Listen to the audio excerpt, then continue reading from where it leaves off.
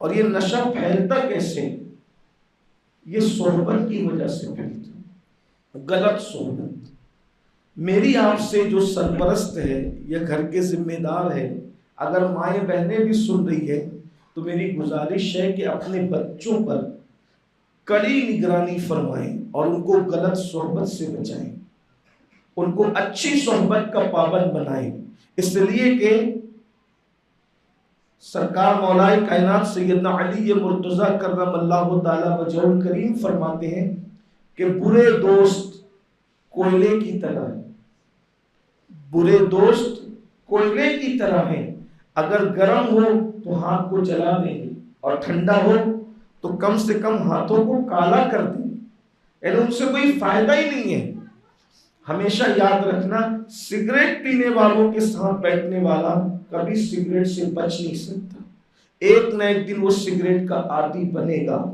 بیڑی پینے والا، بیڑی پینے والوں کی صحبت میں بیٹھنے والا بیڑی پینے کا عادی بنے گا، جو گٹکا کھاتے ہیں ان کے ساتھ بیٹھنے والا گٹکا کھانے کا عادی بنے گا، جو شراب پیتے ہیں ان کے ساتھ بیٹھنے والا شراب پینے کا عادی بنے گا۔ صحبت انسان کو بدلتی ہے، اسی لیے فرمایا گیا نیک عمل سے بہتر نیک لوگوں کی صحبت ہے اور برے عمل سے بدتر برے لوگوں کی صحبت ہے۔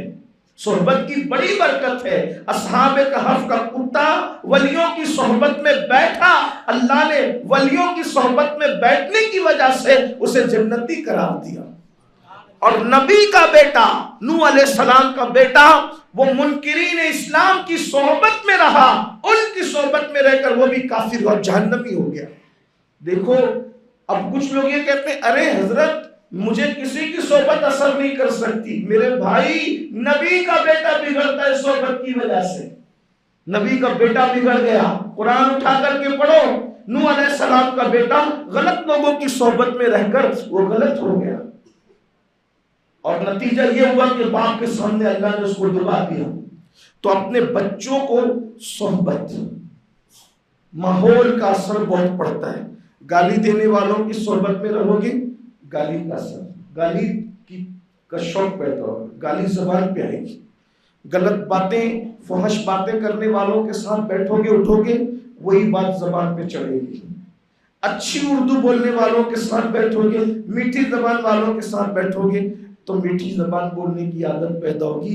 اسی لیے تو عارف رومی حضرت مولانا جلال الدین رومی رحمۃ اللہ علیہ فرماتے ہیں یک ساعت صحبت با اولیاء بہتر از 100 سالہ طاعت بیریا، کہ ایک لمحے کی ولی کی صحبت میں بیٹھنا 100 سال کی بیریا عبادت سے بہتر ہے۔